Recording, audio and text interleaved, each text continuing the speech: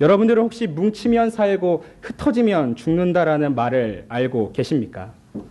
이 말은 미국 건립에 큰 역할을 담당했었던 벤저민 프랭클린이 먼저 했던 말입니다.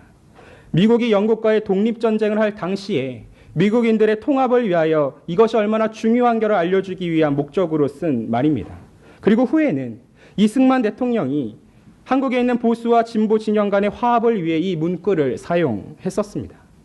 이 두 상황을 보게 되면 이 말이 갖고 있는 의미는 매우 명확합니다. 위기를 극복하기 위하여선 인간은 뭉쳐야 한다는 것입니다. 특히 현대에 와서 이 말은 어찌 보면 더욱더 인기가 있습니다. 어벤져스 같은 히어로 영화를 보면 지구의 위협 앞에서 수많은 영웅들이 힘을 합쳐서 적과 싸우며 지구를 지켜내는 모습을 보여줍니다. 이것이 얼마나 멋진 모습입니까? 혼자서 이기기 힘든 적을 서로 뭉쳐서 이겨내다니. 이 모습, 이 장면을 볼 때마다 우리 역시 이런 생각을 할 수 있습니다. 야, 어벤져스처럼 우리도 한번 힘을 합쳐보자. 우리도 어벤져스처럼 똘똘 뭉쳐서 우리의 이 힘든 상황과 삶들을 이겨내보자 하는 마음이 생기는 것입니다. 이 외에도 광고에 쓰였던 것처럼 가치의 가치를 믿습니다라는 이 장난스러운 문구와 같이 우리의 삶에서 가치, 함께, 연합 등등의 이 뭉치자는 말들은 매우 자주 접할 수 있고 또 긍정적으로 사용되는 말들인 것입니다. 그런데 오늘 말씀을 보면 이 뭉침에 대하여 우리가 갖고 있는 이 기존의 긍정적인 생각과는 다르다는 것을 알게 됩니다. 사람들의 뭉침이라는 것이 마치 이제는 하나님을 향한 반역이라고 정의되고 있는 것이죠. 노아의 홍수 사건만큼 유명하고 중요한 바벨탑 사건의 핵심이었던 이 사람들의 뭉침이 도대체 무엇이 문제였을까요? 매일같이 갈등하고 치고받으면서 싸워대는 현대의 사람들과는 다르게 한번 뭉쳐서 놀라운 일을 벌여보겠다는데 하나님께서는 칭찬을 하시기는커녕 그들에게 도움을 주시기는커녕 오히려 흩어버리신 이유가 무엇이겠습니까? 이 질문들에 대하여 우리가 바른 답을 달 수 있어야만 창세 이후로 지속되어 온 이 뭉침과 흩어짐 속에 담긴 인간 비극의 본질을 깨달을 수 있습니다.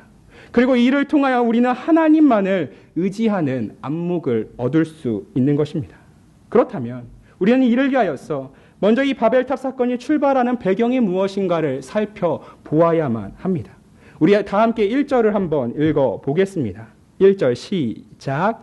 온 땅의 언어가 하나요 말이 하나였더라. 바벨탑 사건은 굉장히 놀라운 사실을 전해주며 시작합니다. 온 땅의 언어와 말이 하나인 것입니다.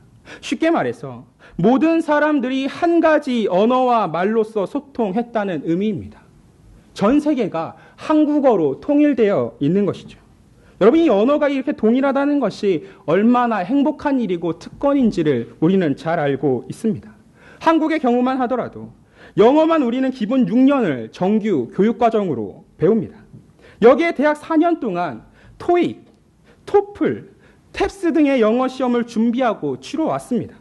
10년의 세월이면 강산도 변한다는데 이 정도면 우리는 거의 원어민 뺨칠 정도의 영어를 구사해야만 하는 것이죠. 그런데 여러분, 막상 우리에게 영어가 사용되어져야 할 상황이 닥쳤다면 우리는 어떻게 행동할 때가 많이 있습니까? 그동안 그렇게 배워왔던 10년 동안 쌓아왔던 영어의 그 넘치는 지식을 사용하기보다는 오히려 한 번도 생각하지 않았던 현란한 바디랭귀지를 통하여서 모든 대화를 이끌어내는 것입니다. 이처럼 우리가 가볍게 예를 들 수 있겠지만 우리가 만약 정말 다른 나라에 가서 그 나라의 언어를 알지 못한 채 홀로 떨어져 있다라고 한다면 그 사용하는 언어가 다름이라는 조건 가운데 겪어야 하는 고통은 상상을 초월하기 마련입니다. 왜 그럴까요? 삶 자체가 정지되기 때문입니다. 이 언어라는 것이 우리 인간 삶을 구성하는 필수 요소임을 바로 이런 사실들을 통하여 우리는 알게 되는 것이죠. 더욱이 요즘에는 같은 언어임에도 불구하고 엄청난 언어의 차이도 있습니다. 여러분, 갑분싸 들어보셨습니까? TMI 알고 계십니까? 여러분, 소확행의 의미가 무엇인지 아십니까? 이거 모른다고 설마 죽기야 하겠나 싶지만 사실 이것은 또래와의 관계가 중요한 청년들에게는 엄청나게 신경 쓰이는 일입니다. 어떤 말을 사용하느냐에 따라서 그 무리에 들어갈 수 있는 인사이더가 되느냐 아니면 이 무리에서 떨어져야만 하는 아웃사이더가 되느냐가 결정되기 때문이죠. 어른들은 다를까요? 어른들도 마찬가지입니다. 젊은 사람들에게 무시받지 않기 위하여서 그들과 더욱더 깊이 소통하며 함께하기 위하여서 아재란 소리가 듣기 싫어서라도 인터넷을 뒤져서 최신 용어를 찾아 공부합니다. 목사님한테 아까 물어보았습니다. 갑분싸 아시냐고. 알고 계셨습니다. TMI 아시냐 물어봤습니다. 모르셨습니다. 여러분 누구든지 이렇게 집단 안에서 서로 연결되거나 공유되지 못해서 떨어져 나갔다는 그 소외감이라는 것을 경험하고 싶지 않아서 따로 떨어져서 나 혼자 안전하지 않은 곳에 살고 있다라는 그 두려움을 경험하고 싶지 않기 때문에 우리는 하나의 언어를 배우려고 하나의 언어를 공유하려고 노력하는 것입니다. 왜 그렇습니까? 언어가 달라서 소통이 안 된다는 것이 우리에게는 큰 고통이 되기 때문이죠. 더군다나 이 언어는 문화만을 이끄는 것이 아니라 나아가서 인류 문명의 기반이 되는 일들이기 때문입니다. 그래서 여러분, 언어가 하나였다라는 이 1절의 기록은 하나님께서 허락해 주신 인류에게 주신 복이자 특권이었던 것이죠. 그런데 이토록 귀한 언어가 하나였기 때문에 오히려 문제가 생겨버렸습니다. 홍수의 노아의 세 아들로부터 인류가 다시 출발했습니다. 그럼에도 문제가 무엇입니까? 여전히 그들의 그 영혼 가운데에는 죄의 문제가 남아 있었다는 것이죠. 언어가 하나임이 굉장한 특권과 복이었지만 죄성을 갖고 있는 사람들에게는 여전히 이것은 더욱더 큰 비극의 조건이 된 것입니다. 하나의 언어로 소통하던 사람들이 이제 어떻게 합니까? 함께 동방으로 향하였습니다. 그리고 이들은 시날 평지라는 곳을 만나서 그곳에 거류하기 시작합니다. 우리 2절을 한번 보겠습니다. 이에 그들이 동방으로 옮기다가 시날 평지를 만나 거기 거류하매. 여러분 우리가 알고 있는 시날 평지가 어떤 곳입니까? 10장에서 보았던 것처럼 리므롯이 바벨을 세웠던 땅입니다.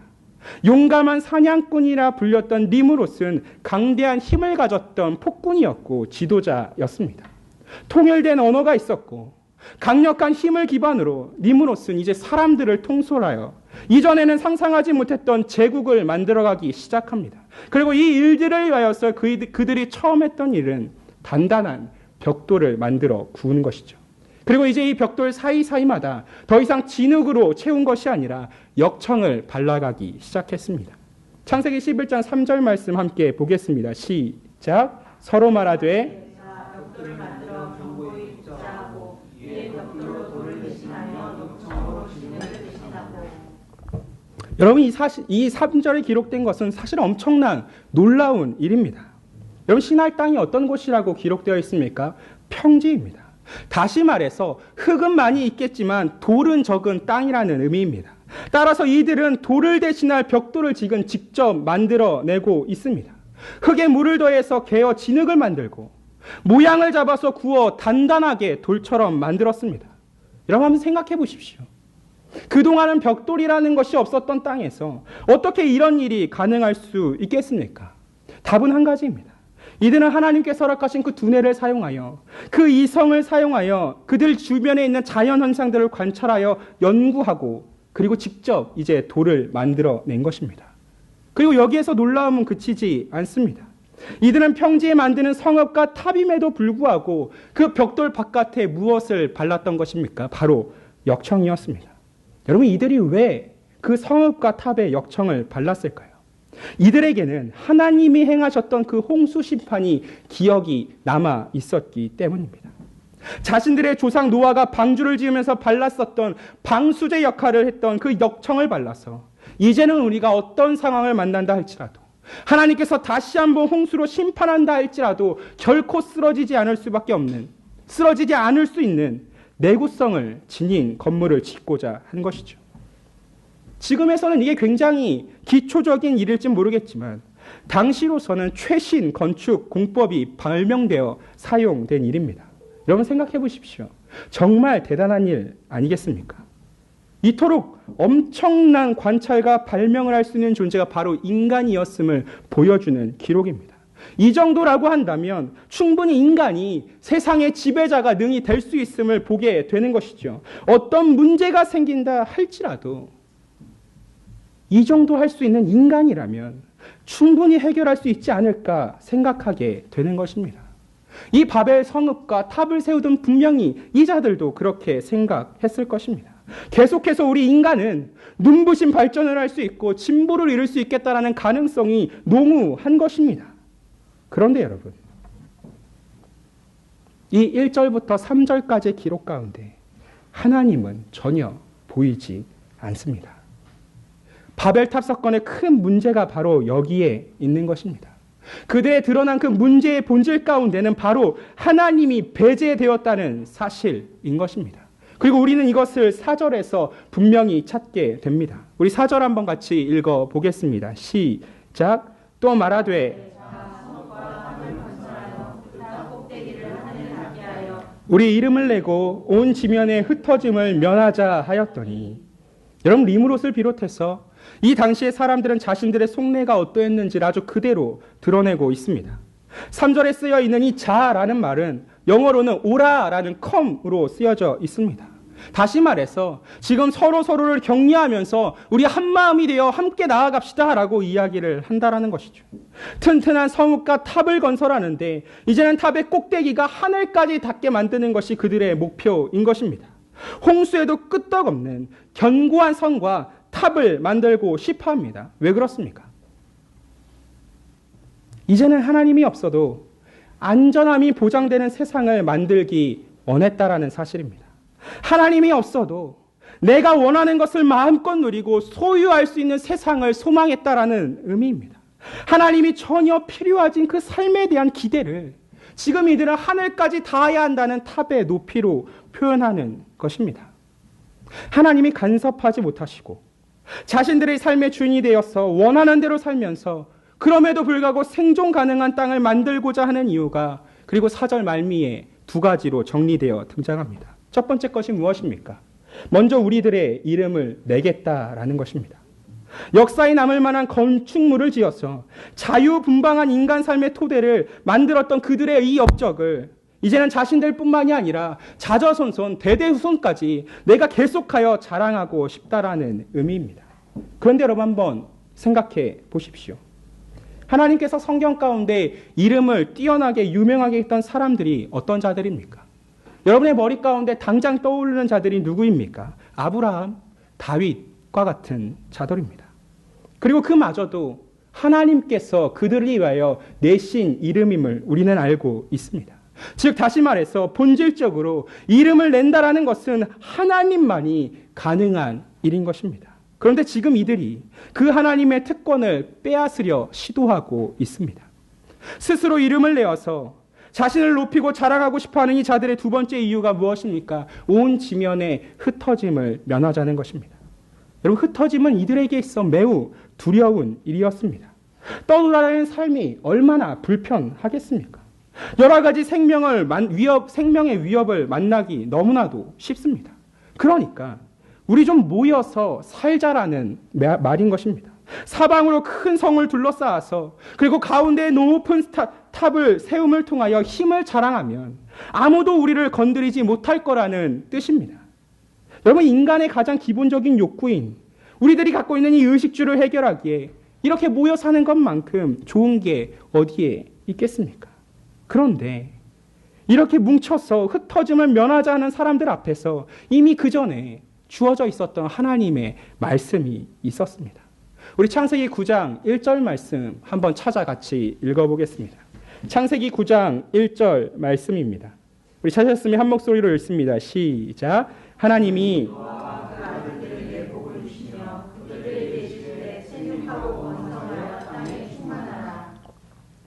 하나님께서 이미 그 홍수 후에 다시 한번 노아와 그 아들들에게 복을 허락하시며 주셨던 말씀이 무엇입니까?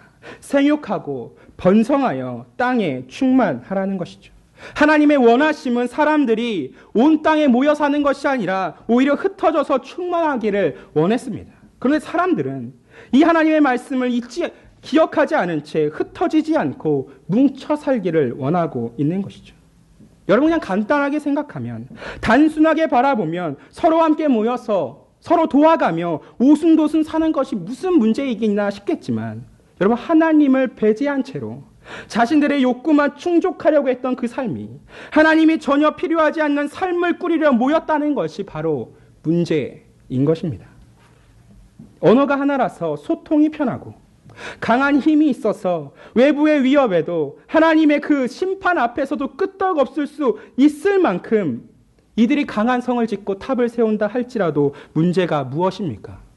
그곳에 하나님이 계시지 않으면 잘못되었다라는 말인 겁니다. 사랑하는 성도 여러분, 우리나라만 하더라도 시골이 아니라 도시로 사람들이 모여드는 이유가 무엇입니까?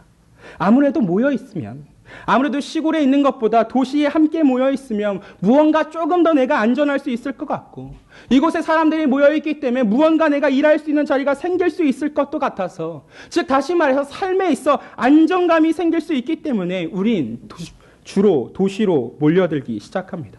함께 있으니까 실제적으로도 우리의 생활 수준이 향상되기 시작합니다. 삶에 필요한 모든 것들은 이제 온갖 곳에서 몰려들고 있기 때문에 이제 우리는 굳이 외부에 나가 힘들게 짐을 들지 않아도 인터넷에서 클릭 한 번이면 나에게 필요한 모든 것들을 다른 사람들에게 맡겨서 배달시킬 수 있는 것입니다. 사랑하는 성도 여러분, 어떻습니까? 이 도시에서의 삶은 이렇게 모여 산다라는 것이 얼마나 편안하고 안정감이 있겠습니까? 이제는 하나님보다는 이제 내 수중에 돈만 있으면 내가 살아가는 데 있어서 아무 문제가 없다 여길 수 있습니다. 내가 이제는 돈만 있으면 이제 내가 만나는 모든 일 앞에서 나는 만사 오케이라고 말할 수도 있습니다. 솔직히 말해서 굳이 하나님께서 나의 삶에 크게 필요하지 않다 생각이 되는 것이죠. 따라서 우리들은 하나님보다는 돈에 더욱더 의존하고 돈에 더욱더 큰 관심을 가지고 돈이 가져다 줄 수 있는 그 쾌락과 그 편안함과 그 화려함을 추구하며 생각하기 바쁩니다. 하나님을 생각해야 하는 여유를 만드니 차라리 그 시간에 내가 돈을 한 푼이라도 더 벌어서 나 자신을 만족시키는 것이 낫다고 여기기 마련입니다. 그래서 여러분, 사람들은 시골보다는 도시로 더욱더 모여들고 있는 것입니다. 그렇다면 이 신할 땅의 사람들이나 현대에 모여 사는 우리들이나 무엇이 다르겠습니까? 하나도 다르지 않습니다. 여러분, 이들이 얘기하는 것이 무엇입니까? 우리들이 모여서 이야기하는 것이 무엇입니까? 야, 우리 한번 모여가지고 일 한번 거나하게 한번 저질러 보자. 우리 다 함께 모여서 한번 해보자. 인간에게 한계가 어디 있겠어? 여러분, 하면 된다. Just do it 몰라? 하나님까지 닿는 그 탑을 한번 올려가지고 우리 하나님 자리 한번 차지해보자 라고 말하기 바쁩니다. 지극히 높은 곳에서는 하나님의 영광이요가 도대체 무슨 말이요? 나에게 무슨 의미가 있겠느냐? 그 높은 곳의 영광은 하나님 차지가 아니라 바로 나의 차지라고 말하는 것입니다. 하나님이 주신 말씀, 하나님이 주신 사명 하나도 중요하지 않습니다. 하나님의 만족과 기쁨보다는 내가 누릴 수 있는 나의 만족과 나의 기쁨이 중요한 것입니다. 그래서 온갖 조건과 이유를 들어가며 하나님이 아닌 자기의 이름을 내기 바쁘고 자신의 목적과 계획을 추구하며 살기에 우리는 급급한 것입니다. 여러분, 교회는 어떻습니까? 교회는 바벨탑이 진정 아닌 것입니까? 신자들이 모여있지만 하나님의 뜻을 드러내고 하나님의 계획을 따르기보다는 불순종하면서 자신의 이름을 교묘히 드러내는데 열심을 내고 있다라고 한다면 우리의 교회는 바벨탑에 갇혀버린 것입니다. 여러분, 교회의 영광은 사람들이 얼마만큼 모여있느냐는 것에 달린 것이 아니라 우리가 비록 적은 수가 모여있다 할지라도 하나님께 얼마나 영광을 돌리느냐가 우리의 교회의 영광은 달려있다라는 것입니다. 자신의 유익을 위하여서 자신의 삶의 윤택함을 위하여서 교회에 와서 다른 사람과의 좋은 관계를 맺고 만들어가며 서로 모여서 교제함으로써 내가 행복하고 내가 좋을 수 있다라고 한다면 여러분, 그 교회가 바벨탑과 도대체 무슨 차이가 있겠습니까? 여러분, 사람이 많고 적음이 도대체 바벨탑과 무슨 차이를 만들어내냐는 것입니다. 더 나아가서 여러분, 교회에 왔지만 자신의 기쁨과 만족이 이 교회에 없다고 해서 세상이 쌓은 그 바벨탑을 향하여 오히려 나아가길 원하고 모여가는 자들에게 도대체 어떤 의미가 또한 그들에게 있겠습니까? 사랑하는 청년 여러분, 여러분들이 생각하는 바벨탑은 도대체 어디에 있느냐는 것입니다. 하나님의 영광을 위하여 하나 되는 것이 교회의 목적이라는 것과 그리고 그것이 교회의 생명을 유지하는 일이라는 것을 우리는 결코 잊어서는 안 되는 것입니다. 그런데 여러분, 처참한 일은 하나님의 명령을 거역했던 그 일이 당시로부터 이어져서 지금까지 계속되고 있는 것입니다. 그래서 일어난 일이 무엇입니까? 우리 함께 큰 목소리로 5절 같이 읽어보겠습니다. 시작. 여호와께서 사람들이 건설하는 그 성읍과 탑을 보려고 내려오셨더라. 결국 하나님이 그들이 만드는 성읍과 탑을 보시려고 내려오셨습니다. 여러분, 이것을 가볍게 여기시면 안 됩니다. 여러분, 이것이 마치 이야기인 것처럼, 전설인 것처럼, 그냥 전래 동화인 것처럼 여길 것이 아니라 이것이 분명히 하나님께서 행하셨던 실제 역사임을 여러분들은 기억하셔야 하는 것입니다. 하나님께서 이들의 반역과 교만을 보시기 위하여, 그들이 얼마나 자신을 미워하고 떠났음을 확인하고자 위하여 지금 하나님께서 직접 일어나셔서 내려오신 것입니다. 여러분, 하나님은 오래 참으시는 분이십니다. 이 사실을 우리는 홍수 심판을 통해 알게 되었습니다. 그렇다고 하여 여러분, 오래 참으시는 하나님이 끝까지 우리의 교만과 그 죄악들을 바라만 보시지는 않는다는 것도 우리는 알고 있습니다. 인간들이 자신들의 죄악 가운데서 돌이키기를 기다리시다가 이제 5절을 통하여 하나님이 무엇 하십니까? 결국 일어나 내려오셨습니다. 이 말을 마치 하나님께서 직접 보지 않으시면, 내려오지 않으시면 인간의 상황이 어떠한지를 모른다는 말로 받아주셔서는 안 되는 겁니다. 안 되는 것입니다. 굳이 내려오지 않으셔도 하나님은 다 보시고 다 알고 계십니다. 우리가 괜히 하나님을 전지하다 말씀하고 전능하다 이야기하는 것이 아닙니다. 그렇다면 왜 이렇게 기록하고 있는 것입니까? 우리로 하여금 지금 이 순간 그 인간의 죄악들을 향한 하나님의 마음이 어떠한지를 깨달으라고 주님께서 쓰고 있는 비유의 표현인 것입니다. 여러분, 하나님 보시기에 이 일들이 얼마나 어이없고 황당하고 화가 나시겠습니까? 물에 빠진 사람 구워줬더니 지금 이제는 보따리 내오라고 협박하고 있는 것입니다. 너가 구해주지 않아도 나 스스로 빠져나올 수 있었다라고 이야기하는 것입니다. 그런데 여러분, 한번 보십시오. 하나님께서 내려오셨어야만 할 만큼 인간들이 공들여 쌓였던 바벨탑은 보잘것이 없다라는 것입니다. 하늘까지 닿게 만들자고 아주 자신만만하게 외쳤지만 하나님께서 결국 내려오셔야만 볼 수 있을 정도가 바로 바벨탑인 것입니다. 제 아무리 뛰어난 인간의 능력과 계획일지라도 그것이 얼마나 헛된 것인지, 얼마나 무익한 것인지를 아주 적나라하게 보여주고 있습니다. 여러분, 우리가 알고 있는 속담이 무엇입니까? 공든 탑이 무너지랴. 그런데 여러분, 공든 탑이 무너진다는 것이죠. 바벨론이 무너졌습니다. 아수르도 무너졌습니다. 그리스와 로마도 마찬가지입니다. 나폴레옹의 사전에 불가능이 없다 말했지만 결국 그의 사전에는 불가능이 기록되었습니다. 히틀러가 세계 2차 대전을 일으켜서 온 세계를 집어삼키려 했었지만 결국 그의 결말은 자살이었습니다. 여러분, 트럼프가 아무리 다시 팍스 아메리카나를 부르짖는다 할지라도 하나님이 거절하시면 아무 소용이 없습니다. 하나님의 주권과 통치를 벗어나서 인간들 자신 스스로의 인생을 개척하고 주장할 수 있다라고 말해봤자 그것은 결국 인간의 어리석음일 뿐인 것이죠. 그래서 여러분, 창세기 6장과 9절까지 이렇게 기록하고 있습니다. 우리 6장부터 9절까지 한번 같이 읽어보겠습니다. 시작. 여호와께서 이 무리가 한 족속이요 언어도 하나이요 이같이 시작하였으니 이후로는 그 하고자 하는 일을 막을 수 없으리로다. 자, 우리가 내려가서 거기서 그들의 언어를 혼잡하게 하여 그들이 서로 알아듣지 못하게 하자 하시고 여호와께서 거기서 그들을 온 지면에 흩으셨으므로 그들이 그 도시를 건설하기를 그쳤더라. 그러므로 그 이름을 바벨이라 하니 이는 여호와께서 거기서 온 땅의 언어를 혼잡하게 하셨음이니라. 여호와께서 거기서 그들을 온 지면에 흩으셨더라. 여러분, 하나님께서 내려오셔서 이제는 인류가 가진 그 교만을 계속하여 자극하며 끝없는 죄를 짓게 만든 데 쓰였던 통일된 언어를 혼잡하게 만드셨습니다. 통일된 언어가 이제는 이들로 하여금 더욱더 큰 악을 향하여 가지 않을 수 있도록 하나님께서 조치하셨습니다. 이 언어의 하나됨이 혼잡하게 되니까 사람들이 보여주는 모습이 무엇입니까? 그토록 자신만만해했고 능력 있다 이야기했던 사람들은 더 이상 서로 소통하지 못하며 큰 혼란을 경험하고 있습니다. 그리고 이제는 함께 있는 것이 아니라 더 이상 함께 있지 못한 채 사람들은 슬슬 갈라져 흩어지기 시작했습니다. 그리고 이제는 창세기 10장에서 바라봤던 것처럼 사람들은 민족과 나라들로, 즉 말이 통하는 자들끼리 모여서 이제 세상의 곳곳으로 퍼져 나갑니다. 하나님이 가만히 내버려 두었으면 끝없이 바벨탑을 쌓아나가며 결국에는 그 재앙을 피할 수 없는 자들에게 하나님께서는 이제 악인의 삶에 평안함이 없다 말씀하셨던 것처럼 그러한 삶이 얼마나 크고 잘못된 것인가를 알려주신 심판과 동시에 죄의 확산을 막고 그들을 오히려 흩어지게 만드신 은혜를 베풀어주고 계신 것입니다.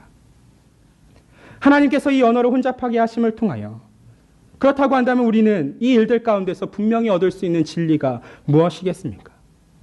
여러분, 뭉치는 삶이든 흩어지든 삶이든지 간에 하나님이 계시지 않는 삶은 그 어떤 모습이다 할지라도 옳지 않은 것입니다. 그들이나 우리들이나 인생에 있어서 각자 나름의 바벨론을 세우길 소망합니다. 각자 나름의 안전하다 말할 수 있는 성을 세우기를 바라고 이를 위하여서 우리들은 여러 가지 계획들을 세우고 있습니다. 우리의 미래가 어찌 될 수 있을까를 추측하면서 아주 치밀하게 준비해 나갑니다. 특히나 젊은 친구들은 어떻겠습니까? 앞으로 이어져야 될 나의 삶 가운데 내가 무엇을 하며 살아야 될지, 내가 어떻게 살아야 될지, 그 꿈이 무엇이어야 될지, 내가 이 꿈 가운데 어떤 비전을 가지며 살아가야 할지를 우리들은 계획하고 있는 것이죠. 노년에는 다르겠습니까? 노후에도 계획을 마련하기 마련입니다. 내가 원하는 것이 무엇인지를 우리는 계속하여 고민하는 삶을 산다라는 것이죠. 그런데 여러분, 한번 천천히 생각해 보시기를 소망합니다. 그 계획 속에, 그 여러분의 생각 가운데 하나님이 분명히 계신 것입니까? 여러분, 진실로 하나님의 주권과 그 통치하심을 인정하여 그 의지함 속에서 세우신 계획이 확실한 것입니까? 여러분의 중심 가운데 하나님이 계시지 않는다면 그 계획이 아무리 뛰어났다 할지라도 바벨탑처럼 허무하고 덧없이 무너질 뿐입니다. 하나님이 직접 내려오셔서 무너뜨리실 것입니다. 그렇다고 한다면 진실로 사람에게 있어서 그 사람의 그 삶 가운데 있어서 이 뭉침이라는 것이 긍정적일 수 있으려면 우리가 어떻게 해야만 하는 것일까요? 하나님을 따라야 하는 것입니다. 하나님은 누가를 통하여서 이런 하나님과의 참된 연합의 정체가 무엇인지를 사도행전 2장 가운데 기록해 놓았습니다. 사도행전 2장 8절부터 12절까지의 말씀입니다. 제가 한번 읽어드리겠습니다. 우리가 우리 각 사람이 난 곳 방언으로 듣게 되는 것이 어찌미냐? 우리는 바데인과 메데인과 엘람인과 또 메소보다미아와 유대와 갑바도기아, 본도와 아시아, 부르기아와 밤빌리아, 애굽과 및 구레네에 가까운 리비아 여러 지방에 사는 사람들과 로마로부터 온 나그네, 곧 유대인과 유대교에 들어온 사람들과 그레데인과 아라비아인들이라.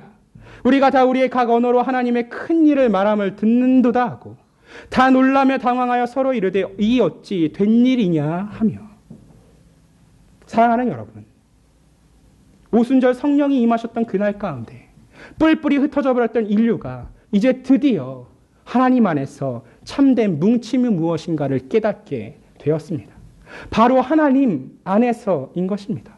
더욱더 정확하게 말씀드리면 그리스도 안에서 뭉침의 긍정을 경험하게 되었다라는 것입니다. 하나님을 멀리했던 죄인이 이제는 그리스도 예수를 믿음으로 인해서 구원받아서 성령 하나님이 그와 함께 하실 때에 비로소 사람은 참된 뭉침이 무엇인가, 참된 함께함이 무엇인가, 연합이 무엇인가를 경험하게 되었다라는 의미입니다. 오순절 사건은 그 창세기로부터 벌어졌던 사람의 흩어짐이 이제 드디어 극복되기 시작하는 매우 상징적이고도 중요한 일인 것입니다. 사랑하는 성도 여러분, 성령의 내주하심을 경험한 신자는 더 이상 자신의 이름을 내지 않는 사람입니다. 하나님의 이름을 내기를 자신의 이름 내기보다 기뻐하기 때문인 것입니다. 그리고 이 놀라운 오순절 사건 이후에 생겨난 모임이 하나 있습니다. 그것이 무엇입니까? 바로 초대교회인 것입니다. 그렇다면 여러분, 우리의 교회는 바벨탑과 반드시 구별되는 모임이어야 하는 것입니다. 헛된 영광과 헛된 열매를 구하는 바벨탑의 온전히 잘못된 그 모든 방식들을 내버릴 수 있는 공동체가 교회여야만 하는 것입니다. 적어도 우리들이 신자라고 한다면 이제는 하나님만을 바라보면서 하나님의 영광을 위하여 하나님께서 허락하시니 공동체인 교회를 견고히 세워나가야 하는 것이죠. 여러분, 여러분의 삶 가운데 여러분의 뜻과 여러분의 계획이 하나님의 뜻과 하나님의 계획보다 결코 높아서는 안 되는 것입니다. 하나님이 우리들에게 알려주신 이 말씀 가운데 천착하여서 나의 모든 삶이라는 것을 내려놓을 수 있어야 하고 그 안에 우리가 순종할 수 있어야만 하는 것입니다. 그리고 이토록 하지 않을 때에 우리는 다시 한번 우리의 이 교회를, 우리의 삶을, 우리의 모든 모임들을 세상의 바벨탑과 다름없는 허망한 뭉침으로 만들 뿐인 것입니다. 너무나도 비참한 이야기지만 우리는 얼마 전 가운데 교회가 바벨탑 되었다는 사실을 분명히 확인해 보았습니다. 어떤 이는 그 사실을 보고서 한국교회의 전성기가 지났다라고 자주 섞인 한탄을 외쳤습니다. 교회를 바벨탑으로 만들어가는데 목회자들이, 중직자들이 앞장서기도 했었습니다. 그렇다고 해서 여러분 정말 교회가 끝난 것입니까? 여러분 정말 우리는 끝났다고 결론 지어야 하겠습니까? 그렇지 않다는 것입니다. 바벨탑을 세우기 좋아하는 이 땅 가운데에서 하나님께서, 우리 구주 예수 그리스도께서 가장 낮은 곳에 임하셔서 교회를 만들어 놓으셨습니다. 그리고 오늘까지도 그리스도 예수께서 이 교회를 붙들어 주시고 하나님의 백성으로 불러주신 여러분의 그 삶을 여전히 이끌어가고 계십니다. 우리가 하나님 안에 있다라고 한다면, 우리가 반드시 그리스도 안에 머물고 있다라고 한다면 뭉치는 것도 흩어지는 것도 하나님의 은혜인 것입니다. 결코 바벨에서 있었던 인간의 뭉침과 흩어짐이 우리가 지금 이야기하는 것처럼 너무나 속단하며 결론 내릴 수 있는 것처럼 하나님이 계획하신 마지막 결론이었구나 라고 생각해서는 안 되는 것입니다. 사랑하는 성도 여러분, 창세기가 지나 스바냐 선지자가 스바냐 3장 9절에서 이렇게 예언하였습니다. 그때에 내가 여러 백성의 입술을 깨끗하게 하여 그들이 다 여호와의 이름을 부르며 한 가지로 나를 섬기게 하리니. 그리고 이 스바냐의 예언은 계시록 21장 24절과 27절까지 연결되어져서 오늘 우리에게도 계속하여 들려지고 있는 말씀입니다. 만국이 그 빛 가운데로 다니고 땅의 왕들이 자기 영광을 가지고 그리로 들어가리라. 사람들이 만국의 영광과 존귀를 가지고 그리로 들어가겠고 무엇이든지 속된 것이나 가증한 일 또는 거짓말하는 자는 결코 그리로 들어가지 못하되 오직 어린 양의 생명책에 기록된 자들만 들어가리라. 사랑하는 성도 여러분, 그날이 오면, 우리 주님 다시 오실 그날이 오면 죄악된 성이었던, 큰 성이라 여겨졌던 바벨론은 망하게 될 것입니다. 세상에서 선택받은 하나님의 백성들은 이제 온전히 그리스도 안에서 하나가 무엇인가를 넘치는 하나님의 은혜, 그 임재 가운데서 경험하게 될 것입니다. 그날이 다시 와서 우리가 그날을 맛보기 전까지 우리는 어떻게 살아야 하겠습니까? 더 이상 흩어지지 않은 채 하나님께서 뭉치라 하시니 교회 공동체의 이름 가운데에서 우리는 하나님의 이름을 드러내며 영광을 올리며 살아갈 수 있어야만 하는 것입니다. 또한 교회뿐만이 아닙니다. 두세 사람이 모였다 말할 수 있는 그 모임들 가운데에서, 여러분들이 처해 있는 그 모든 삶의 모임들 가운데서 여러분들은 하나님의 백성이 되어 하나님의 신실하신 그 놀라우신 임재의 역사를 그들 가운데 반드시 증거하며 살아갈 수 있는 올고든 교회 성도들이 되셔야만 하는 것입니다. 오늘 이 시간 주신 이 하나님의 말씀을 기억하며 나의 중심 가운데 온전히 하나님을 모셔드릴 수 있는 우리 사랑하는 모든 성도들 되시기를 주님의 이름으로 간절히 소망합니다.